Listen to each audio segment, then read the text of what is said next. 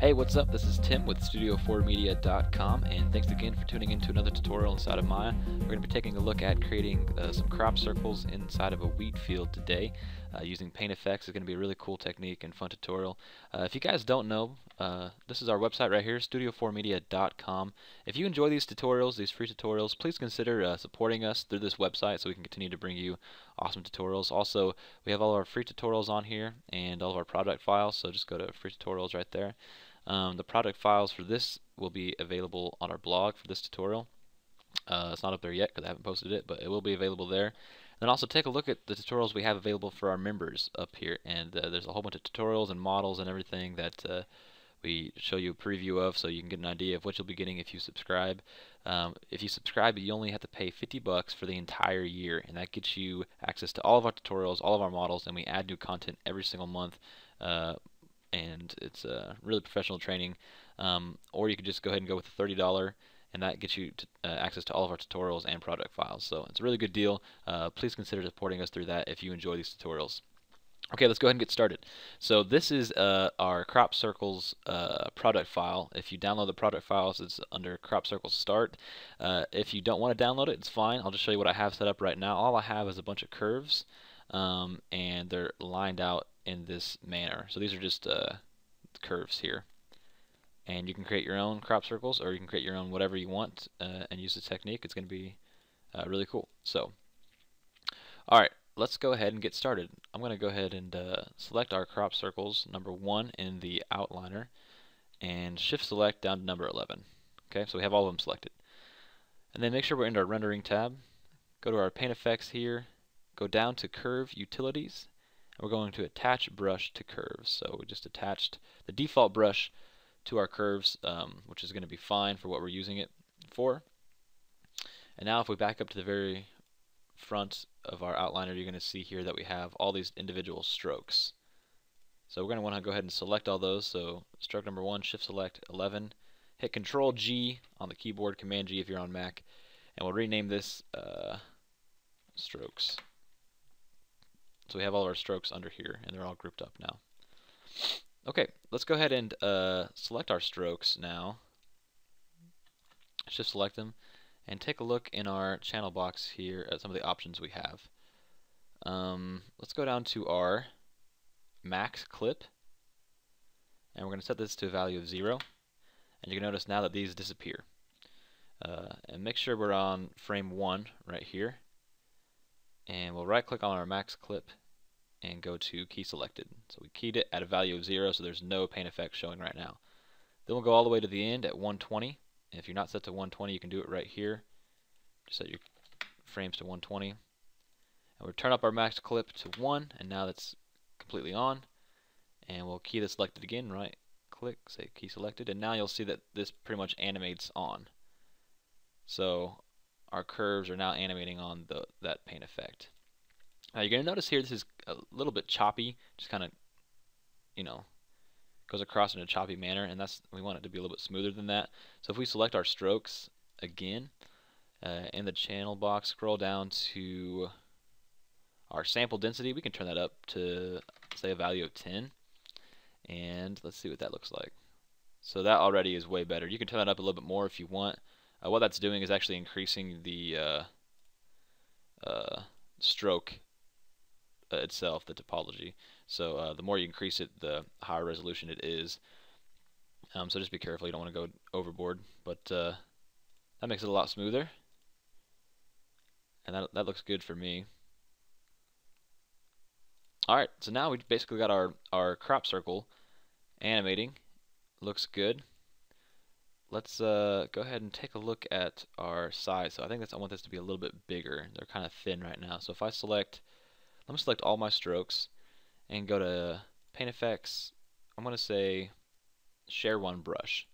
So now if I make a change to just one of these strokes, it's going to change all of them. We'll go in here to our Attribute Editor and go to Brush 12. That's going to be our settings. And we'll go to our brush profile and turn our width up to, say, a value of 0.2. No, that's a little bit too big. Let's do 0.1. 0.1. Yeah, that's a little bit better. You can maybe 0.13, a little bit thicker. So this looks pretty good if we play this back. Got a pretty thick lines going through here.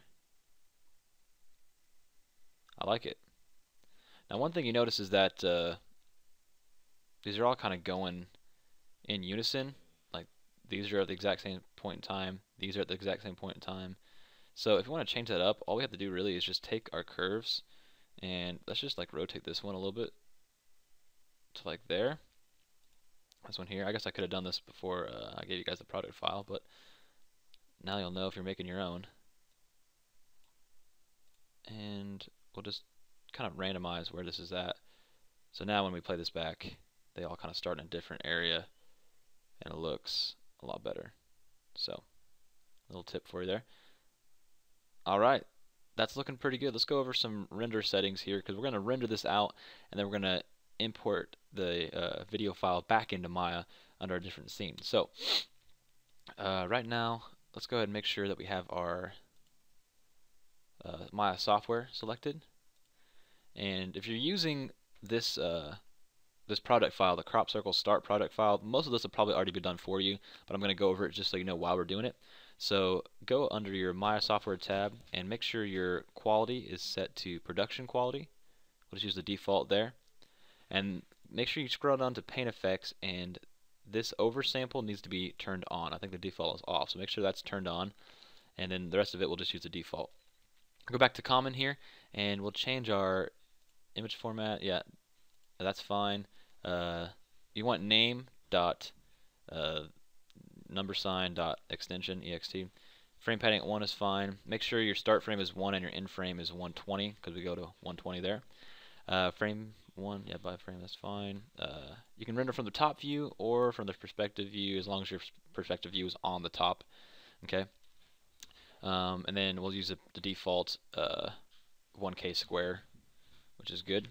And that looks fine. Now one more thing we want to make sure of is that we have our, right now if we render this out, it's just black. We can't see the actual strokes because the strokes are black. And when we import this back in, Maya is going to use the information, and we want it to make sure it's white on black, so it's really easy for Maya to see where these strokes are at. Okay, so let's go ahead and if we're going to render it from our perspective view, make sure we're on the top as much as we can be. Okay, and then we'll also open up our channel box, select our perspective camera, and go down here to environment. Okay, we'll scroll down to environment in our attribute editor. The background color right now is set to black. We'll change that to white. And now, if we render this out, there we go. We have our white on black, just the way Maya likes it. And this is looking really good. One thing I don't like as I'm just looking at this, I don't like how this intersects right there. So I'm going to take this curve and just move it down. And let's go ahead and make sure we're moving the actual curve, not the stroke. Move it down just so it kind of intersects those two. And let's see if I like that a little bit better.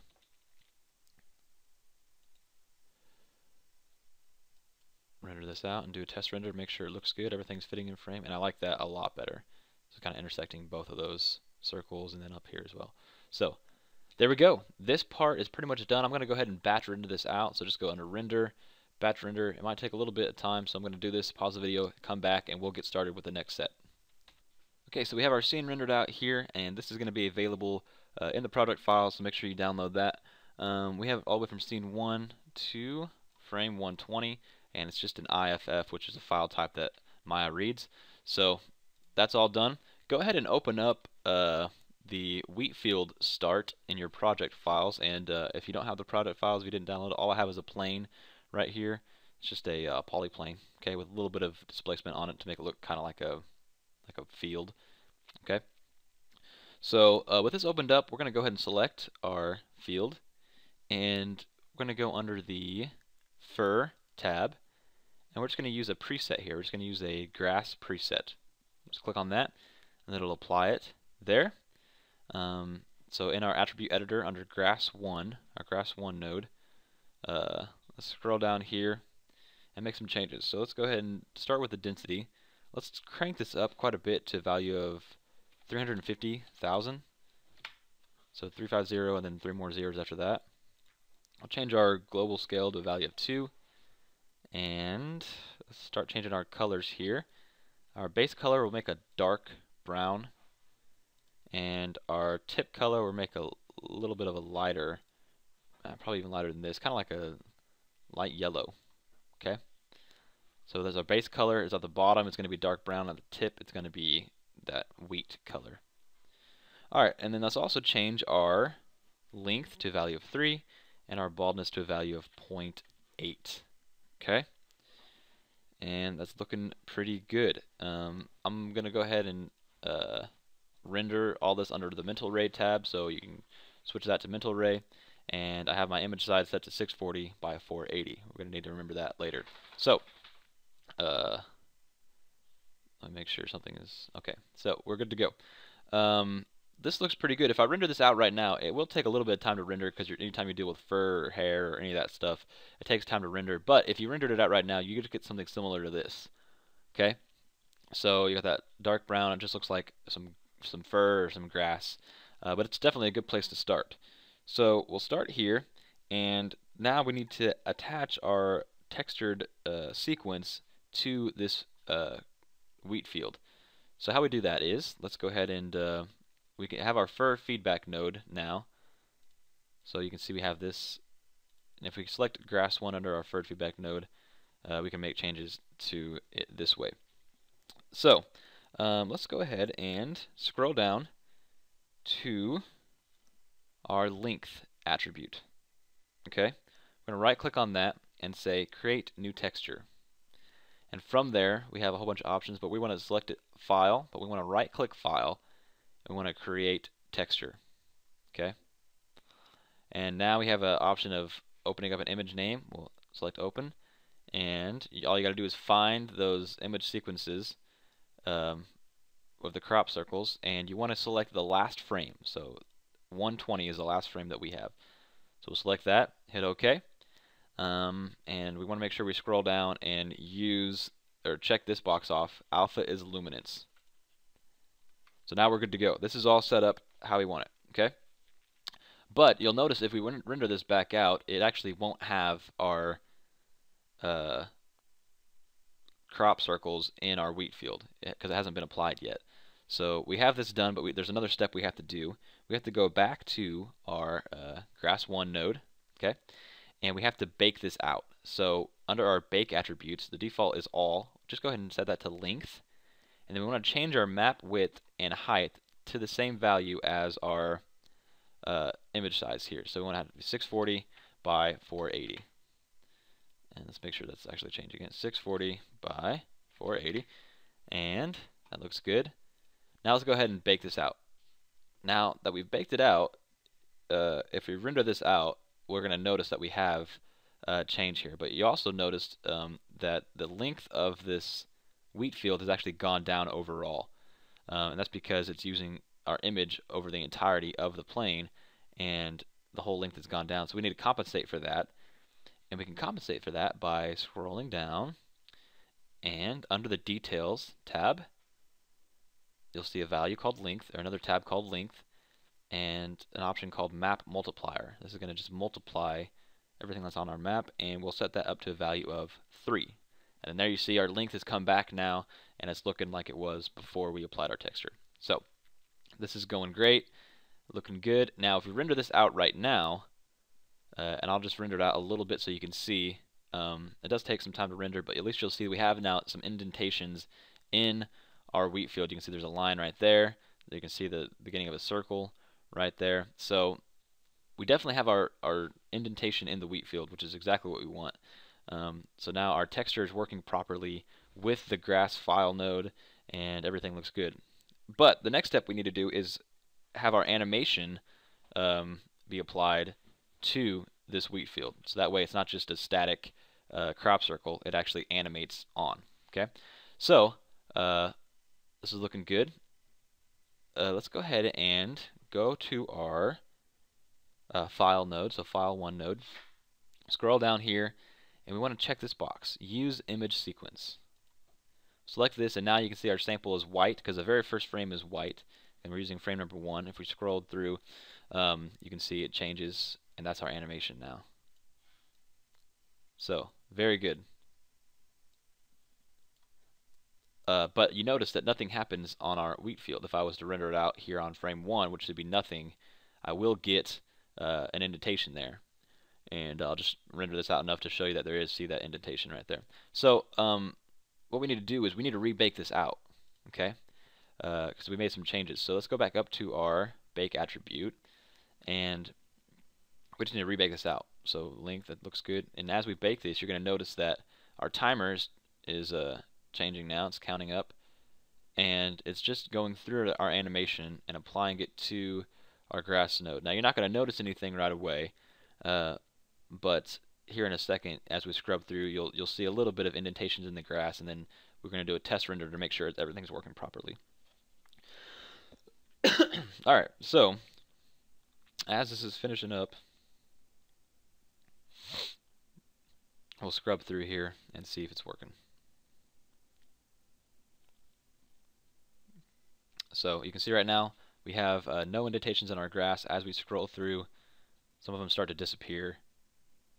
Now obviously it's impossible to tell in our viewport what the indentations are, but let's go to like frame, I don't know, 53 or somewhere in the middle here, and re-render this back out. And since this is in the middle of the animation, we should see just about half of the things, half of the circles made, excuse me, half of the lines drawn, all that stuff. So we can see here, okay, so yeah, we have our circles starting here, but they're not all the way finished, and we have our lines starting over here, but not all the way done. So this is looking great. You can notice that this is right in the middle of our animation. So this is looking really good. And that means that it's pretty much done. As if we were to batch render this back out, it would basically just have our indentations going in our crop circle, or in our wheat field, and it look really good. But you'll notice here, this actually isn't that good of a view. I maybe want to get more of a top view like this to really see how deep those indentations go. So let's see if that makes a difference when we render it out. Also, oh wait, we gotta make sure we're at the end frame if you want to see the actual crop circles in your wheat field. Also, something we can do in our render settings, because if you notice right now, it's a little bit flat, kind of matte. It doesn't look very good. It's kind of, the colors are kind of off, but we can change that here in a second. So this is looking really good. I like this camera angle because you can see the indentations more, but you still have those, grass overlaying the indentation, so it looks pretty realistic. Yeah, I like this angle a lot. I'm going to save this image. Let this render out all the way. But as you notice, it's just kind of flat and matte, maybe a little bit too bright, too overexposed because of our tip color here. But what we can do to change this, to make it look a lot more realistic, is we'll just go ahead and turn on ray tracing in our render settings, and that'll allow it to have those shadows and look a lot more realistic. So I'm going to let this finish rendering out and then save it, and then show you the difference between this and a ray trace. So here's this one, and let's just go ahead and go into our render options, and under quality, turn ray tracing on. Now this is going to render a lot slower because we have shadows now turned on, but you're going to notice a difference right away as it begins to render. And I'm not going to let it render out all the way because it will take a long time, but you're going to notice as it starts that the grass is a lot darker. Even here, you got a lot more contrast, and it looks a lot better. So I would recommend rendering once you're happy with the camera angle and everything. Maybe you'll do like a camera animation, which would be really cool. Just kind of slow pan up would be really awesome. But once you're happy with all that and you're finished with the test renders, then I would turn on the ray tracing and render it out that way, because that way you could make sure you have it how you want it first without taking up too much render time. So yeah, this is pretty much it. Hopefully you guys learned something. This is a really fun technique. You could do a lot of things with it. You could make all different types of designs, and you could change the colors around to make it look like it actually is, in grass or whatever else. Really cool. You could even apply some, different effects to the actual wheat field. You can apply some wind to make it just, blow in the wind, make it look even more realistic. So many different options you have with this type of effect. But hopefully you guys learned something and really enjoyed this tutorial. So thanks a lot. Be sure to go ahead and check out studio4media.com and look at all the other tutorials we have available there. If you like this tutorial and you enjoy these teachings, then please consider supporting us that way. So thanks a lot, guys. We will see you on the next one.